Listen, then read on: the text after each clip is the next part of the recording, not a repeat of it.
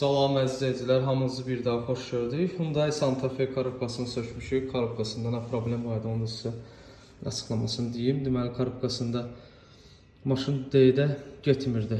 Atırıq D-yə, getmirdi. Gördüyünüz kimi boltları bunların boşaldığına görə düzü bütün boltları açmışam ki, baxın yox, tacında sınıq var, yoxsa yox. Çox vaxt çat olur bu hissələrdə. Qabaq hissədə göstərməsə də arxa hissəsində çat olur. Burada yox idi. Dural hissəsi qırılıb. Dural hissəsi qırıldığına görə maşında getmir. Həm balaca, həm yekə bolt açılıb. Çox belə xərcli olmayıb. Yəni 2 rezin dəyişiləcək, dural dəyişiləcək. Bir də indi istəsə, klient istəsə çanaqla filtri dəyişiləcək.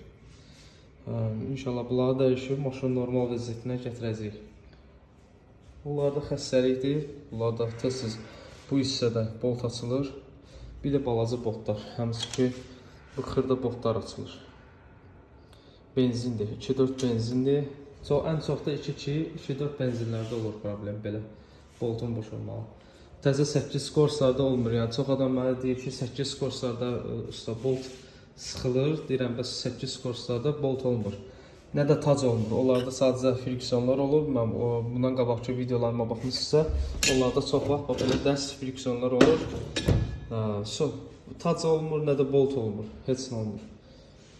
Onlar yenilənmiş korobkalardır deyə, onlarda problem çox vaxt beynində olur.